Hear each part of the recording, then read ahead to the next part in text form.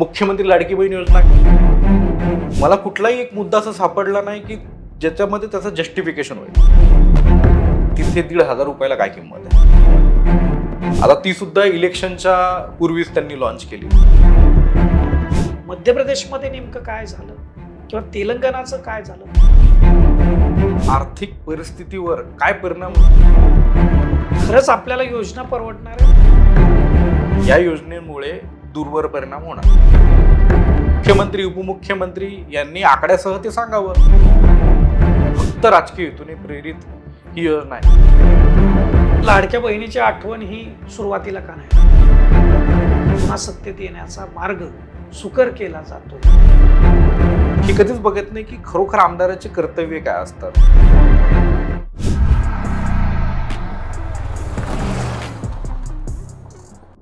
नमस्कार, मी Deepak Darade, for the people न्यूजमध्ये आपल्या सर्वांचं स्वागत. मंडळी, आपण जाणताय की महाराष्ट्रामध्ये विधानसभा निवडणूक आता घोषित झालेली आहे आणि सर्व वातावरण जे आपल्या आजूबाजूचं हे एक राजकीय वातावरण झालंय. सरकारमध्ये जे पक्ष समाविष्ट होते त्यांनी निवडणुकीला सामोरं जाण्यासाठी अनेक योजना घोषित केल्या शेवटच्या टप्प्यामध्ये, आणि विरोधकांकडून त्याच्यावरती टीका होताना दिसते. त्यामुळे सामान्य माणसाची एक फार मोठी फसगत त्या ठिकाणी होती की नेमकं खरं काय चाललेलं आहे, आणि या सगळ्या योजना ज्या आहेत त्या खरंच महाराष्ट्रासाठी उपयुक्त आहेत का, महाराष्ट्राच्या फायद्याच्या आहेत का, जनतेला खरंच लाभदायक आहेत का त्याचा काही वेगळा निगेटिव्ह परिणाम, त्याचे वाईट परिणाम तर आपल्या राज्यावर होणार नाहीत ना, हे नेमकं कसं कळणार? तर त्याच्याच संदर्भात आज आपण जाणून घेणार आहे. महाराष्ट्राचा दौरा आपण करतोय, आमदार कसा असावा यासाठी लोकांमधून, एक्सपर्टच्या ओपिनियनमधून त्यांना काय वाटतं नेमकं, या दौऱ्यामध्ये आम्ही MIT स्कूल ऑफ गव्हर्नमेंट प्रस्तुत जो हा दौरा आहे आमचा, त्याच्यामध्ये हे जाणून घेतोय आणि त्याचाच एक भाग आहे आजची ही मुलाखत. आपल्यासोबत धनंजय ठाकरे आहेत, आपलं मनापासून स्वागत आहे. आपण लंडन स्कूल ऑफ इकॉनॉमिक्समध्ये लोक कल्याणकारी योजनांचा अभ्यास करण्यासाठी त्या ठिकाणी डिग्री घेतली. त्या अगोदरही आपण इथं बरंच सार्वजनिक क्षेत्रामध्ये काम केलेलं आहे जे पब्लिक ओरिएंटेडच आहे, आणि आता पुन्हा भारतामध्ये आल्यानंतर या संदर्भामध्ये आपण काम सुरू केलेलं आहे. महाराष्ट्रामध्ये सध्या निवडणुकीचं वातावरण आहे हे जसं आपल्याला माहितीच आहे, आणि अतिशय लोकप्रिय असलेली एक योजना सध्या महाराष्ट्रामध्ये चर्चेत आहे, ती म्हणजे लाडकी बहीण योजना. बरोबर. आणि हे होत असतं, म्हणजे हे आज पहिल्यांदाच झालंय अशातला भाग नाही. अनेकदा कर्जमाफीच्या योजना झालेल्या आहेत, त्या काँग्रेस सरकारच्या काळामध्ये झालेल्या होत्या, काही युतीच्या काळामध्ये झाल्या होत्या.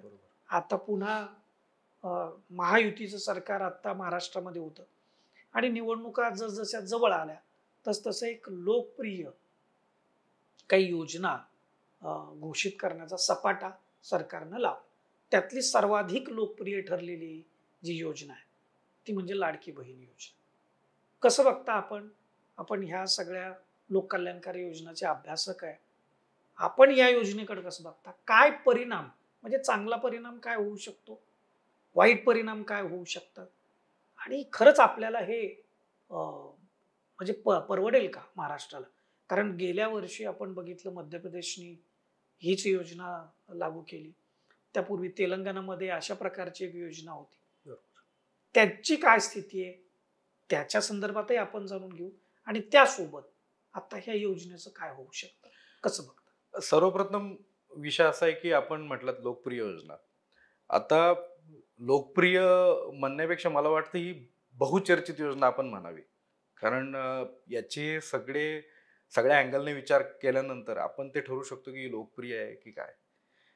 परंतु बहुचर्चित आपण म्हणू शकतो, कारण याला बरेच अँगल सगळ्यांनी दिलेले आहेत. विरोधक याला भयंकर एक त्याच्यावर प्रश्न निर्माण करतायत, त्याला विरोध करतायत.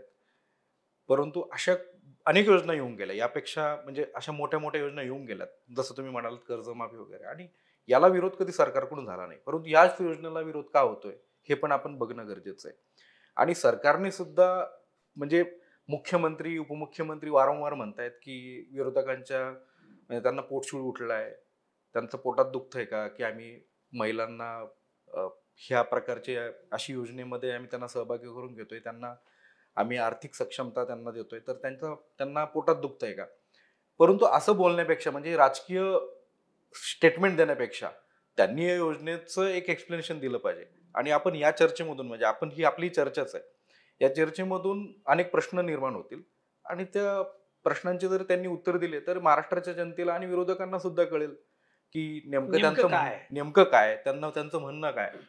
आणि त्याच्यामधून मग त्यांना विरोधकांना पण सामोरं जाता येईल आणि ज्या निवडणूक आहे त्याला पण सामोरं जाताना त्यांना काही प्रॉब्लेम येणार नाही. आता याच्यामध्ये आपण चहूबाजूने विचार करू. म्हणजे ही योजना चांगली काय, वाईट काय आपण असं काही म्हणणार नाही. पण आपण याला चहूबाजूने विचार करू, की नेमके या योजनेचे फायदे काय होतील? आणि मला ॲक्चुअली म्हणजे जेव्हा मी भारतात परत आलो, नेमकं त्याच वेळेस ही योजना लॉन्च झालेली होती. आणि त्यावेळेस मी पहिल्यांदा मुख्यमंत्र्याचं बहुतेक पुण्यामध्येच तो कार्यक्रम लॉन्च झाला होता 17 ऑगस्टला आणि मी ते भाषण ऐकत होतो. भाषण ऐकताना मला असं वाटत होतं, की त्यामध्ये मुख्यमंत्र्यांचं भाषण झालं, दोन्ही उपमुख्यमंत्र्यांचं पण भाषण झालं. त्यावेळेस मला कुठलाही एक मुद्दा असा सापडला नाही, की ज्याच्यामध्ये त्याचं जस्टिफिकेशन होईल. ते बोलताना काय बोलत होते? आम्ही आमच्या बहिणींना आहेर देतोय. खरं म्हटलं तर कल्याणकारी योजनेमध्ये जर तुम्हाला बोलायचं म्हटलं, तर त्याचं एक प्रॉपर जस्टिफिकेशन दिलं गेलं पाहिजे. म्हणजे आता तुम्ही विद्यार्थ्यांना जर स्कॉलरशिप देताय, तर त्याचं एक जस्टिफिकेशन असतं, की त्यांची आर्थिक परिस्थिती मुळे आणि त्यांना अ, अभ्यासामध्ये त्यांचं त्यांना पुढील शिक्षण पूर्ण पूर्ण व्हावं. व्हावं. याच्यासाठी आपण त्यांना मदत करतो. प्रत्येक स्कीमचं एक जस्टिफिकेशन आहे. पण या स्कीमचं तुम्हाला म्हणजे लॉन्चिंग प्रोग्राममध्ये सुद्धा त्यांना बोलता नाही आलं, की आहेर देतोय. हे जस्टिफिकेशन होऊच शकत नाही. आता याच्यामध्ये आपण बघूया, की नेमकं याच्यामधून फायदे काय होतील आणि त्यांनी हे मुद्दे बोलणं गरजेचं होतं असं मला वाटतं. जे आपण चर्चा करणार आहे. आता याच्यामध्ये महिला सक्षमीकरणाचा मुद्दा तर येणारच आहे. म्हणजे पहिली गोष्ट महिला सक्षमीकरण होईल याच्यामध्ये.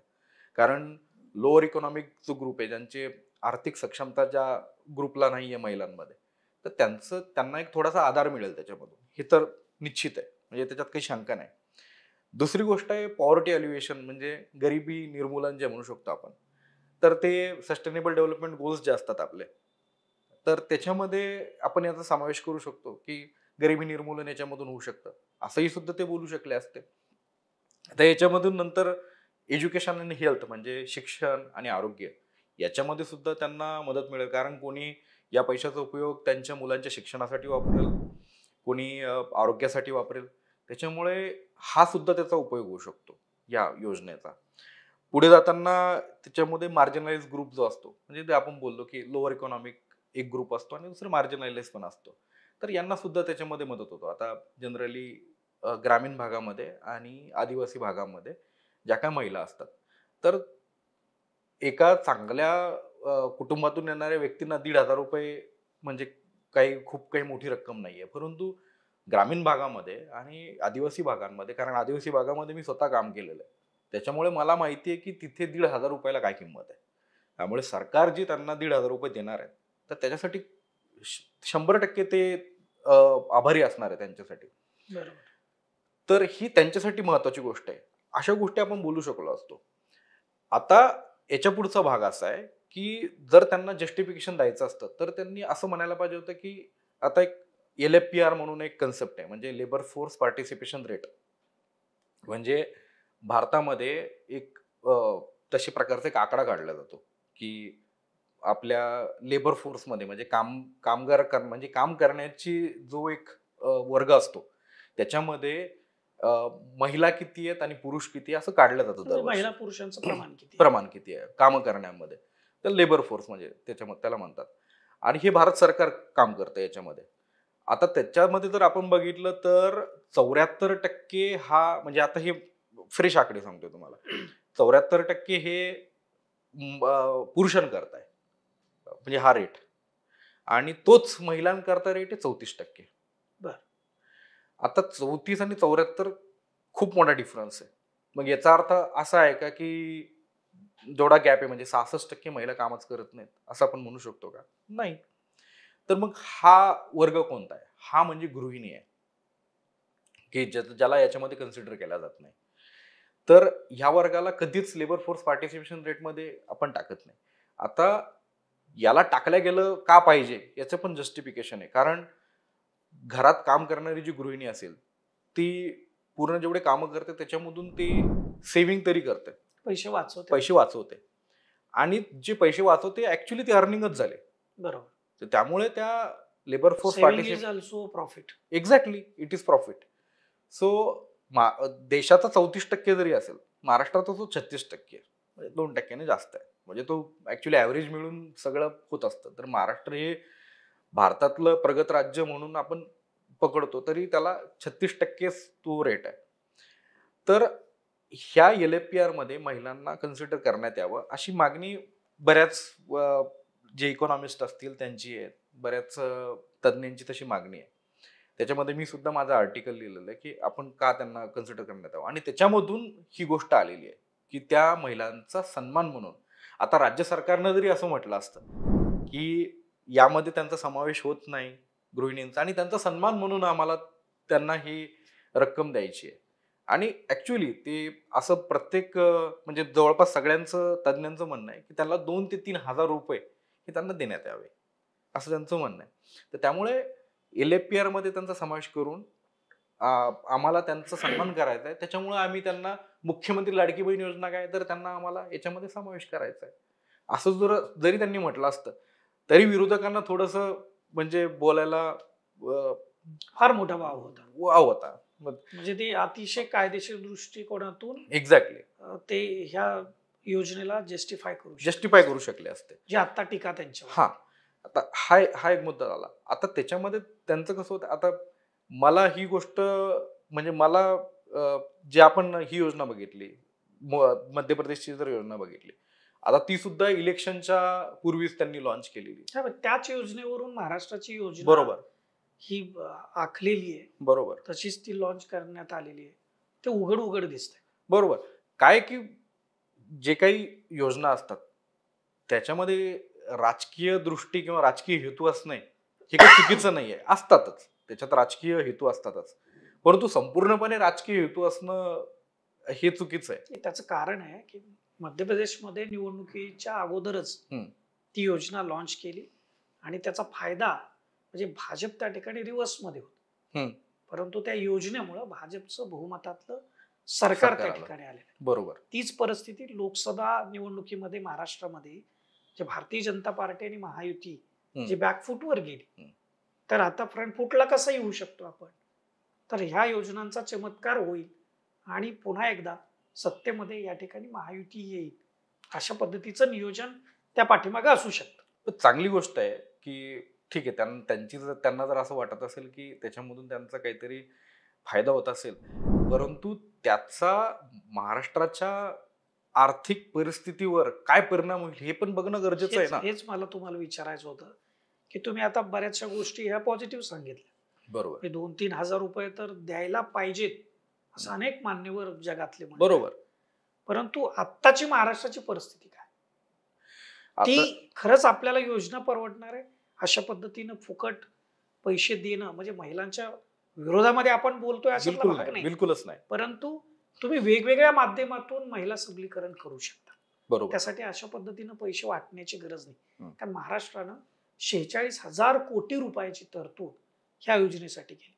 म्हणजे निश्चितपणेच कुठल्या तरी अन्य योजनेवरचा तो खर्च त्यांनी कमी केलेला असणार आहे. मध्य प्रदेशमध्ये नेमकं काय झालं किंवा तेलंगणाचं काय झालं हे जरा मला तुमच्याकडून समजून घ्यायचं, म्हणजे आपल्याला महाराष्ट्राचं नेमकं काय होणार आहे हे समजेल. तर तुम्ही त्या 2 ज्या योजना आहेत म्हणजे मध्य प्रदेश मधली लाडकी बहीण योजना आणि तेलंगणामधली मला वाटतं शेतकरी रयतो बंधू, तर त्याच्या संदर्भातलं काय अनालिसिस आहे ते मला जरा सांगा. आता त्यापूर्वी आपण हे बघितलं गेलं पाहिजे की महाराष्ट्राची सध्याची सिच्युएशन आपण चर्चा करू त्याच्यावर. आता ह्या योजनेचं तुम्ही सांगितलं की 46,000 कोटी याची तरतूद केलेली आहे.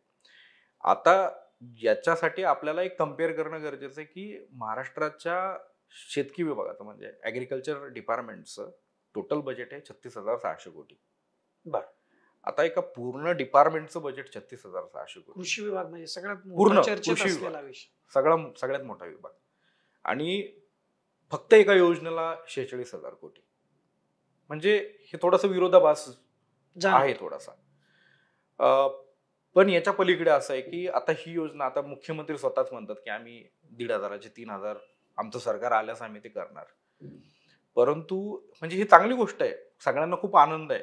म्हणजे आता मला आणि तुम्हाला सुद्धा असं याच्याबद्दल काही विरोध नाहीये. परंतु याचे इफेक्ट जर रिव्हर्स इफेक्ट जर आपल्यावर होत असतील, तर मग त्याच्याबद्दल विचार करावा लागेल. तर पहिलं असं की या योजनेची व्याप्ती ही जवळपास 2.80 कोटी महिलांपर्यंत जाणार आहे. आता हा पूर्ण जर बजेटचा विचार केला तर हे 5 वर्षात जवळपास 2.5 लाख कोटीपर्यंत हे बजेट जाणार आहे. बरं. आता 2.5 लाख कोटीपर्यंत जर हे बजेट जाणार असेल, तर आपल्याला आपलं राज्याचं एकूण बजेट काय आहे ते पण आपल्याला बघणं गरजेचं आहे याच्यामध्ये. मग तेव्हा आपल्याला परिस्थिती लक्षात येईल. सामान्य माणसाला ती गोष्ट त्यापर्यंत कोणी जात नाही. परंतु त्याचा इफेक्ट पण आपल्यावर होत असतो. तर महाराष्ट्राचं जे पूर्ण बजेट आहे, टोटल बजेट, तर त्याच्यापैकी 32% हे आपण जे काही शासकीय कर्मचारी किंवा जे काही शासकीय एंटिटीज असतील, तर त्यांना पगार देण्यात आपण 32% देतो. त्याच्यानंतर आपण 12% जे आहेत, तर ते आपण पेन्शनला देतो. म्हणजे 12% बजेटच्या. आणि 11% जे आहे, तर ते आपण महाराष्ट्राने जे 7 लाख कोटींचं कर्ज घेतलेलं आहे, तर त्याच्या व्याजाला परतावा म्हणून 11% व्याजामध्ये तेवढी रक्कम जाते. फक्त व्याजामध्ये. हप्त्यामध्ये. हप्ता म्हणू शकतो आपण. आता म्हणजे सामान्य भाषेत हप्ता, हं. 11%चा हप्ता. आता हा जो हप्ता आहे, तो हजारो कोटींमध्ये आहे. म्हणजे कोणाला म्हणजे हप्त्यामध्ये सांगायचं झालं तर. आता जेव्हा त्या 7 लाख कोटीमध्ये म्हणजे 2.5 कोटी जवळपास जे आहेत, त्याची भर पाडणार. कारण हे पैसे तर नाहीयेत. महाराष्ट्राच्या म्हणजे तशी ते बजेटमध्ये त्यांना ते कर्ज घ्यावंच लागणार आहे. तर त्याच्यामुळे जे 11% जी व्याजाची रक्कम आहे, ती वाढणार सरळ-सरळ. मग ती जवळपास 15% जर झाली, तर मग बाकीचं सगळं बजेट हलणार ना. आता एक साधं उदाहरण, की म्हणजे महिलांसाठीच, म्हणजे आता आपण त्यांच्याबद्दल बोलतोय तर त्यांच्यासाठीच आपण एक उदाहरण देऊ, की सगळ्या एका कुटुंबाचाच डोलारा एक महिला सांभाळते. आणि समजा बाजारात ती भाजीपाला वगैरे आणायला गेली आणि ₹100 तिच्याजवळ, आपण हे महाराष्ट्राच्या बजेटच्या अंदाजानं आपण सांगतोय, की ₹100 तिला दिलेले आहेत. आणि त्या ₹100 तिने सगळा बाजार करायचा आहे. आणि त्यामध्ये थोडंफार म्हणजे एखादी गोष्ट वाढली समजा, ₹5 ते ₹10 ची गोष्ट वाढली. तर मग काय करणार महिला? एकतर तिला म्हणजे एक साधं सोपं गणित आहे. एकतर तिला एखादी गोष्ट कमी करावं लागेल बरोबर. किंवा तिला ते ₹5-10 जे असतील ते उधार घ्यावं लागतील. हे सरळ-सरळ गणित आहे. आता जर तिने एखादी गोष्ट कट केली, म्हणजे त्याचा परिणाम तर होणारच ना कुठल्या दुसऱ्या गोष्टींवर. किंवा तिने जर उधार घेतले कोणाकडून, तर ते परतावा करावाच लागेल. करावंच लागणार. आता महाराष्ट्रातलं म्हणजे लोकांना मला हे सांगायचंय, की ऑलरेडी आपण फिस्कल डेफिसिटमध्ये आहे. म्हणजे 2.6% फिस्कल डेफिसिट आहे. आता फिस्कल डेफिसिट काय असतो लोकांना कळत नाही. फिस्कल डेफिसिट म्हणजे जेवढं तुमचं उत्पन्न असेल, त्याच्यापेक्षा जास्त खर्च करणे. तो मधला जो आहे हां. गॅप त्याला फिस्कल डेफिसिट. हां, मग तो 2.6% आहे. आता 2.6% आपण हा छोटा आकडा जरी असेल, तरी ॲक्चुअली तो आकडा टक्केवारीमध्ये म्हणून तो छोटा वाटतो. हां, तो जर तुम्ही ऍक्च्युअल रुपयामध्ये मोजत झाला तो लाखो लाखो कोटीमध्ये. कोटीमध्ये जातो. मग हे एका साधारण महिलेला पण आपण कळेल, की जर तुमचं जेवढी कमाई असेल वर्षाची, त्याच्यापेक्षा जास्त तुमचा खर्च होत असेल, तर तुम्हाला काय करावं लागणार? कर्ज घ्यावं लागणार. बँकेकडून, नाही, पण मला पतसंस्थेकडून. एक विचारायचं आहे हां. की कर्ज एखाद्या विकास प्रकल्पासाठी मिळू शकतं. हं. पण असं पैसे वाटण्यासाठी म्हणून कर्ज मिळेल? नाही, काय आहे, की आता कोर्टाने सुद्धा त्याच्यावर कुणी किंवा म्हणजे अपील दुसरे केलं. विकास प्रकल्प दाखवून त्याच्यासाठी कर्ज घेतील आणि बाकीच्या डिपार्टमेंटचा जो पैसा आहे हं. तिथं खर्च होणार तो इकडे वर्ग करतील, असं काहीतरी करू शकतील. रिअलोकेशन ऑफ रिसोर्सेस नावाचा प्रकार आहे. कारण हे करावंच लागतं. हे तेलंगणाने सुद्धा केलं आणि मध्य प्रदेशने सुद्धा केलं. तर रिअलोकेशन ऑफ रिसोर्सेस म्हणजे जर तुमच्याजवळ पैसे नसतील सध्या किंवा तुम्हाला पैसे यायला वेळ असेल, तर तुम्ही दुसरीकडचं कुठलं तरी बजेट काढायचं आणि त्याच्यामध्ये टाकायचं. असा विषय असतो. म्हणजे साधारणतः घरामध्ये एखाद्या विद्यार्थ्याला म्हणजे त्यांच्या घरात त्यांचा मुलगा असेल आणि त्याला शैक्षणिक फी द्यायची असेल, तर कधी-कधी ते काय करतात, की त्यांचा जो इमर्जन्सी कुठला तरी पैसा असेल दुसऱ्या ठिकाणचा, तो काढून त्याला देतात आणि त्याची गरज भागल्या जाते. परंतु शेवटी प्रश्न तो येतोच ना, की तुम्ही ज्या करता पैसा ठेवलेला होता तो मात्र येत नाहीये. हेच आपल्या अर्थ विभागाने सुद्धा सध्याच्या राज्यकर्त्यांना कळवलं होतं की बरोबर. अडचण आहे. हा. तर पण त्यावरती अर्थमंत्री पद सांभाळणाऱ्या अजित पवारांनी मात्र त्याच्यावरती वेगळं हो, आता स्टेट फायनान्स बोर्डने म्हटलेलं होतं, की त्यांनी स्पष्ट म्हटलेलं आहे, की या योजनेमुळे दूरवर परिणाम होणार. आता हे फक्त आपल्याला एवढंच कळालं. आता बाकीचा रिपोर्ट तर त्यांना दिला असेल, की या योजनेमुळे खूप आपल्या आर्थिक व्यवस्थेवर, राज्याच्या आर्थिक व्यवस्थेवर ताण पडणार आहे आणि याचे दूरवर परिणाम होतील. त्यावर आज आपले अर्थमंत्री अजितदादा म्हटलेत, की असं त्यांचं हे सजेशन देणं त्यांचं काम असतं. अशा प्रकारच्या अनेक योजना आम्ही केलेल्या आहेत. मी अर्थमंत्री म्हणून ह्या गोष्टी बघितलेल्या आहेत. त्यामुळे आम्ही त्याची तरतुदी केलेल्या आहेत. प्रश्न हाच येतो, की तुम्ही तरतुदी जर केलेल्या असतील, तर त्या तुम्ही जनतेला सांगू शकता ना, की कुठला पैसा इथं वापरला जातो. वापरला जातोय आणि तुम्ही काय तरतुदी केलेल्या आहेत आणि त्याचा परिणाम काय होणार हे पण तुम्ही सांगायला पाहिजे. आणि बरं ठीक आहे, तुम्ही परिणाम काय होणार हे सांगू शकत नाही. आम्ही परिणाम काय होणार हे सांगतोय. तर त्याला उत्तर देणं ते त्यांचं दायित्व आहे ॲक्चुअली, की त्यांनी याची उत्तरं द्यायला पाहिजे. कारण हा महाराष्ट्राच्या पूर्ण अर्थव्यवस्थेवर होणारा परिणाम आहे आणि महाराष्ट्राच्या अर्थव्यवस्थेवर जर परिणाम होत असेल तर तो जनतेवरच होणार. कारण शेवटी जनतेला ही गोष्ट कळणं गरजेचं की तुम्हाला 1,500 3,000 जे काही मिळणार आहेत किंवा मिळतायत, तर ते हे टॅक्सच्या रूपात जे पैसे जातात त्याच्यामधूनच मिळतात. बरोबर. मग आता हे आपण जसं मी तुम्हाला म्हटलं ते 11% व्याजाने जे पैसे जातात. आता हा पैसा किंवा ही अर्थव्यवस्था ही कुठून तयार होते? टॅक्समधून तयार होते. म्हणजे शेवटी सरते शेवटी तो पैसा कोणाला द्यावा लागणार आहे वेगवेगळ्या रूपामध्ये? तो आपल्यालाच द्यावा लागणार आहे. मग लोकांना ही गोष्ट समजणं गरजेचं आहे, की तुम्ही ₹1,500 जरी आज घेत असाल, तरी ती व्याज लागून जी रक्कम तयार होणार आहे, त्याची सुद्धा परतावा आपल्यालाच करावा मी लागणार आहे. कदाचित पेट्रोलवरचा टॅक्स वाढू शकतो. सगळाच. इतर ठिकाणचा जीएसटी वाढू शकतो. बरोबर, वेगवेगळे कर लागू शकतात. बरोबर. दुष्काळ निवारण साठी जो लावलेला हं, जो टॅक्स होता हं. तो अजूनही चालू होता. न्यायालयानं सरकारला फटकारलं त्याच्यावर बरोबर आहे, बरोबर आहे. की तुम्ही किती वर्ष दुष्काळ निवारण करताय, हं, किती वर्ष जनतेकडून तो टॅक्स वसूल करणार. हं, हं, म्हणजे अशा पद्धतीचे हिडन टॅक्स हं. ज्याला आपण म्हणतो, हिडन नाहीये खरं तर ते उघडपणेच उघडपणे. घेताय, पण त्याची चर्चा होत नाही. हं. तुम्ही पेट्रोल भरता त्याला हं. 105 रुपये 106 रुपये पर लिटर देता, हं. पण हे आपल्या लक्षात नाही. प्रत्येक वेळी आपण हा विचार नाही करत हं. की त्याला टॅक्स किती आहे. आता बरोबर. 1 लिटर मध्ये मी टॅक्स किती भरला आणि ऍक्च्युअल त्याची किंमत किती, हे आपण जनरली सर्वसामान्य माणूस त्याच्यावर विचार करत. बरोबर आहे. त्यामुळे मग आपण जो तुम्ही मुद्दा म्हटला होता, तेलंगणाचं आपण बघणं गरजेचं आहे. तिथे रयतू बंधू योजना आलेली होती. हा नेमकं त्याच्यामध्ये काय म्हणजे हां. त्यांचा फायदा झाला की तोटा झालाय? नाही फायदा म्हणजे बघा, मध्यप्रदेशचं काय तुम्हाला 1,500 खात्यात आले, येतायत महिलांच्या खात्यामध्ये, फायदा होतोय. आपण फायदे पण नाही, बघितले. फायदा मी परंतु इंडिव्हिज्युअल व्यक्तीचा म्हणत नाही. हां. राज्याची आर्थिक स्थिती सुधारली का कमी झाली, काय नेमकं झालं? नाही खचितच राज्याची आर्थिक स्थिती सुधारणार कशी त्याच्यातून? पहिली गोष्ट. कारण ती पैसे हे दान आहेत. मुख्यमंत्री स्वतःच म्हणतात, आम्ही देणारे आहेत. म्हणजे दान करणार फक्त. पण दान करून तुम्हाला आर्थिक तुमची सक्षमता नाही होत ना, दान करून. म्हणजे राज्याची तरी नाही होत. त्याच्यामुळे ही जी रयतू बंधू योजना जी होती, तर त्याच्यामध्ये त्यांनी जवळपास 15,000 कोटीचं त्यांचं बजेट होतं. फक्त 15,000 कोटीचं. आपलं 46,000 आहे. म्हणजे चौपट आपलं जास्त आहे. म्हणजे महाराष्ट्राचे कुठले कारण मोठं राज्य आहे, विकसित राज्य आहे.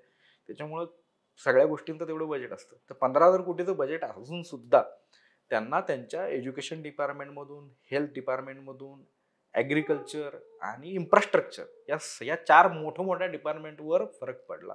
त्यांच्या योजनांवर फरक पडला. त्याच्या माध्यमातून जे त्यांचं अनुदान दिलं जातं किंवा वेगवेगळ्या प्रकारचे कार्यक्रम त्याच्या थ्रू केले जातात ह्या डिपार्टमेंट्समधून, त्याच्यावर परिणाम झालाय.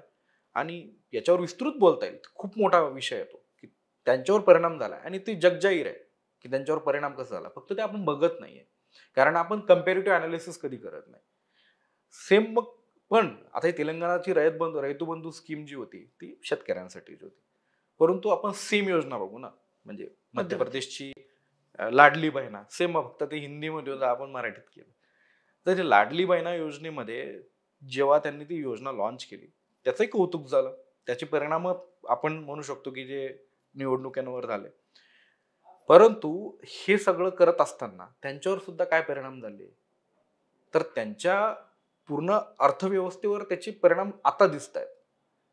म्हणजे सरळ सरळ म्हणायचं झालं तर हे ऑन द रेकॉर्ड आहे की त्यांचा तो अटल वे म्हणून त्यांचा एक खूप मोठा इन्फ्रास्ट्रक्चर प्रोजेक्ट होता, तो थांबला आणि त्याचं बजेट इकडे देण्यात आलं. म्हणजे हे तुम्हाला कळतंय ना आता. त्याच प्रकारे त्यांचं एज्युकेशनचं पण त्यांनी फंड काढला. कारण तसं पण आपल्या शिक्षण विभागावर तेवढं काही लक्ष दिलं जात नाही. म्हणजे तो तर खूप मोठा खरं प्रश्न तर आहे. दिलं पाहिजे. दिलं पाहिजे, ज्याच्यावर कधी कधी कोणाचं लक्ष जात नाही. म्हणजे आपल्या राज्याचं शिक्षण विभागाकडं कोण लक्ष देतं मला तर हे त्याच्यावर जास्त बोलल्या पण जात नाही.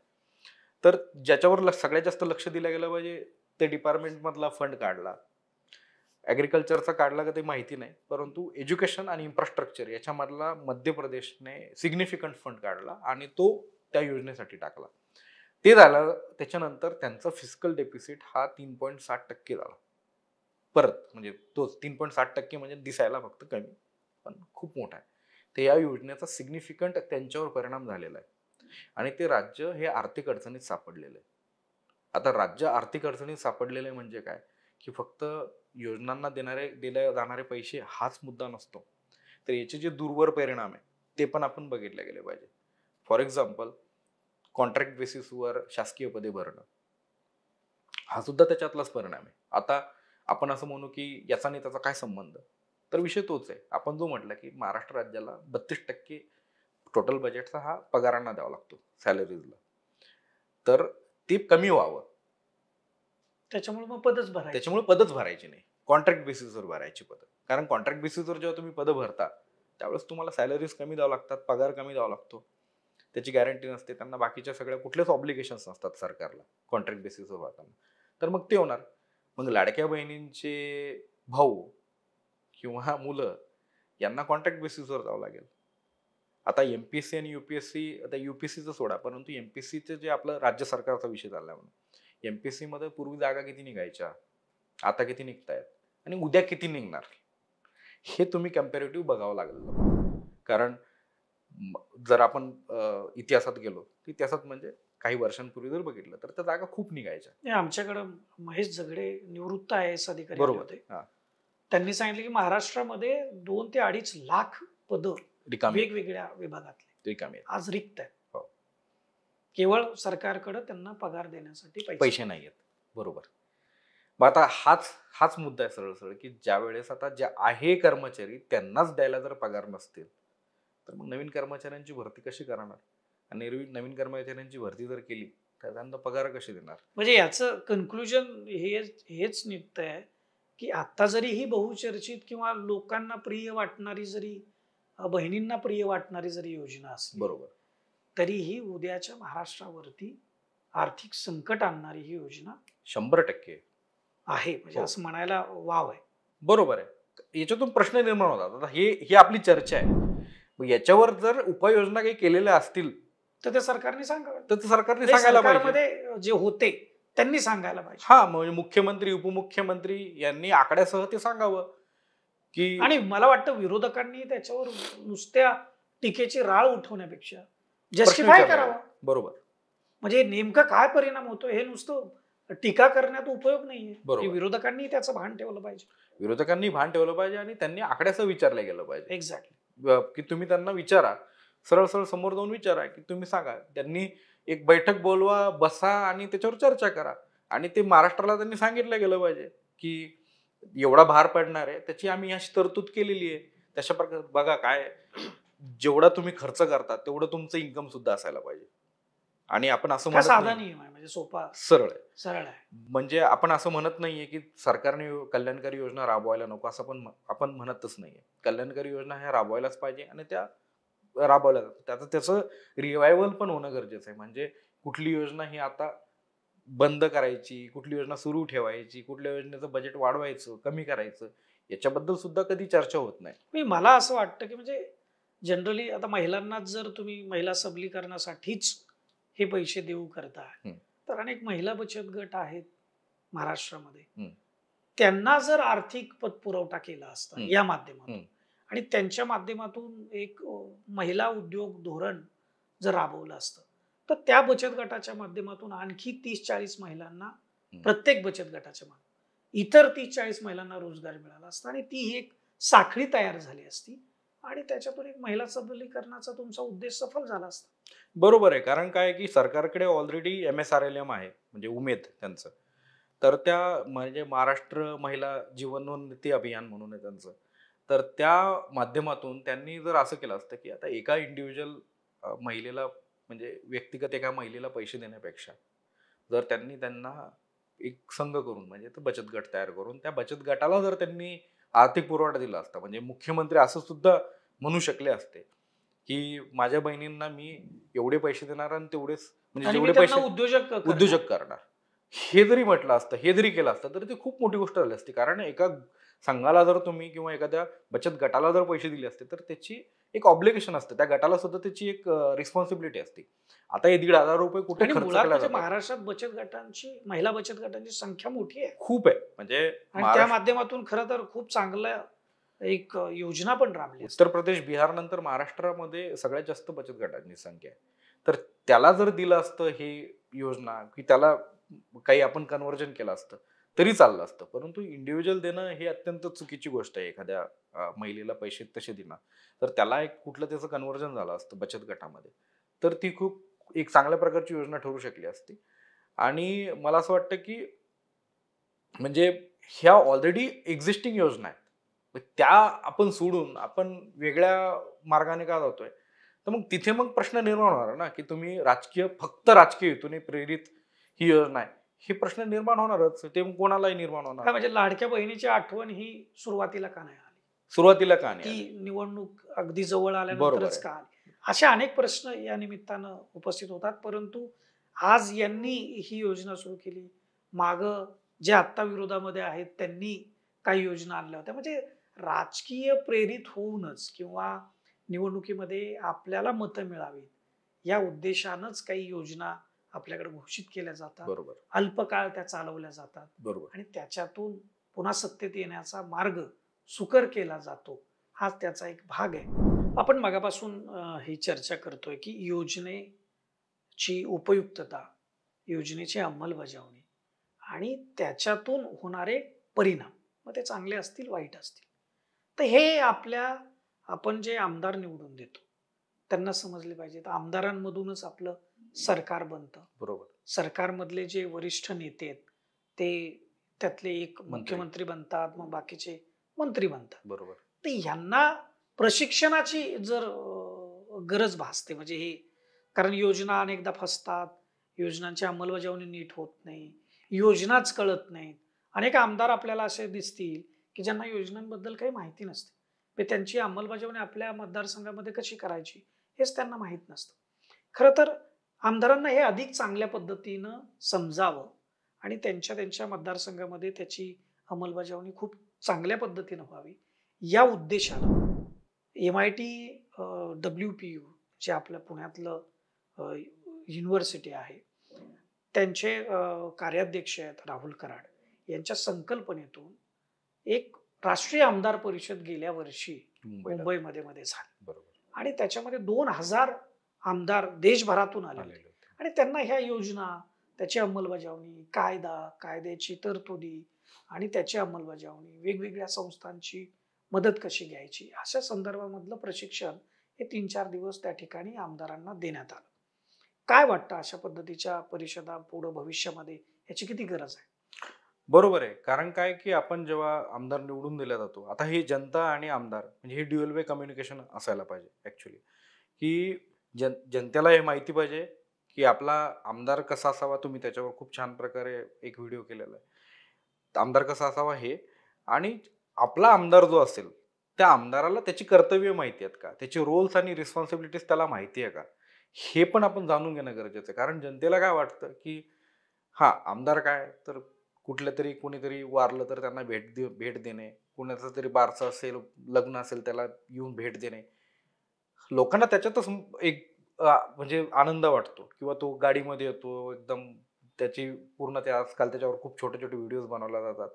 लोकांना वाटतं हा आपला आमदार असा आणि आपला आमदार असा असावा. परंतु आपण हे कधीच बघत नाही, की खरोखर आमदाराचे कर्तव्य काय असतात? त्याने काय करायला पाहिजे? आता खरं पाहता तर त्यांनी पूर्ण मतदारसंघाचा सर्व्हे करून त्या मतदारसंघामध्ये कुठले इश्यूज आहेत, कुठल्या प्रकारचे प्रॉब्लेम्स आहेत, ते बघून त्याच्यावर प्रश्न हे विधानसभेत मांडायला पाहिजे. जनता ही कधी बघते का की आपल्या आमदाराने किती विधानसभेत प्रश्न मांडलेले आहेत, आपल्या कोणकोणत्या प्रश्नांचं त्यांनी तिथे प्रतिनिधित्व केलंय, किती प्रश्नांना त्यांनी सॉल्व्ह केलंय आणि किती प्रश्नांमुळे आपल्या मतदारसंघावर परिणाम झालाय, हे कधी जनता बघते का? नाही बघत. तर त्याच्यामुळे जे राज्य सरकारने ऍक्च्युली हा निर्णय घ्यायला पाहिजे, जसं की MITने केलं की ट्रेनिंग अँड कॅपॅसिटी बिल्डिंग, म्हणजे ह्या सगळ्या आमदारांचं ट्रेनिंग अँड कॅपॅसिटी बिल्डिंग व्हायला पाहिजे, जेणेकरून त्यांना सगळ्या योजना ज्या काय असतात त्याच्याबद्दलचं नॉलेज असणं, त्यांची स्वतःची कर्तव्य काय आहेत, आमदाराने काम कसं करायला पाहिजे इफेक्टिव्हली पूर्ण 5 वर्षामध्ये, त्याचं नियोजन कसं असायला पाहिजे प्रत्येक वर्षाचं, प्रत्येक म्हणजे आमदाराने त्याच्या सरतेशेवटी प्रत्येक अॅन्युअल एक रिपोर्ट देणं गरजेचं आहे जनतेच्या समोर. ते कधी होतं का? नाही होत. या प्रकारच्या ज्या गोष्टी आहेत, ज्या बाकीच्या प्रगत देशांमध्ये म्हणजे अमेरिकेमध्ये, इंग्लंडमध्ये या गोष्टी होतात, त्या गोष्टी आपल्या इकडं का होत नाहीत? आणि ह्या अवघड नाही आहेत. त्या खूप काही अवघड गोष्ट नाही किंवा काही रॉकेट सायन्स नाही त्याच्यामध्ये.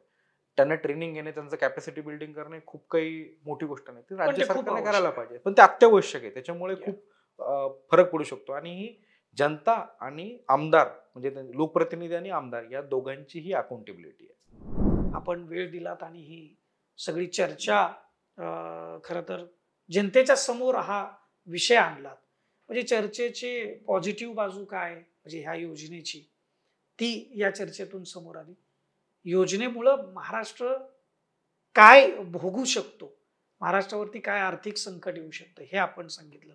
आणि मध्य प्रदेश आणि तेलंगणामधल्या योजनांचं काय झालंय, वर्षभरानंतर त्यांचे रिपोर्ट काय आहेत, तसंच महाराष्ट्राचंही आज कळणार नाही, हे कदाचित आपल्याला पुढच्या वर्षीच्या रिपोर्टमध्ये कळेल की नेमके ह्या योजनेमुळे कुठले कुठले आपले जे फंड आहेत ते कुठं कुठं सायपिंग झालेत हे आपल्याला कळू शकतं. आपण वेळ दिला त्याबद्दल धन्यवाद. थँक्यू. महाराष्ट्राचा हा जो दौरा आहे आपल्या विधानसभा निवडणुकीच्या निमित्तानं, आमदार कसा असावा, MIT स्कूल ऑफ गव्हर्नमेंट प्रस्तुत, आपण वेगवेगळ्या मान्यवरांशी बोलतोय या दौऱ्यामध्ये आणि त्यांच्याकडून जाणून घेतोय की नेमक्या सरकारी योजना ज्या आहेत त्या कशा पद्धतीनं राबवल्या जातात किंवा राबवल्या पाहिजेत आणि त्याच्यामध्ये आपल्या जनतेला कशा पद्धतीनं सजगपणे आपल्याला लक्ष ठेवायला पाहिजे, समजून घ्यायला पाहिजे आणि या निवडणुकीमध्ये मतदान करायला पाहिजे. आपण आमचे असेच नवनवीन व्हिडिओ पाहत राहा आणि फॉर द पीपल न्यूज चॅनलला आपण सबस्क्राईब करा, फॉलो करा, लाईक करा. धन्यवाद. भारत दुनिया का सबसे बड़ा लोकतंत्र और NLC भारत देश का सबसे बड़ा गैर राजनीतिक मंच. शक्तिशाली लोकतंत्र के लिए राहुल कराट का सार्थक कदम. मुंबई में हुआ ऐतिहासिक प्रथम राष्ट्रीय विधायक सम्मेलन.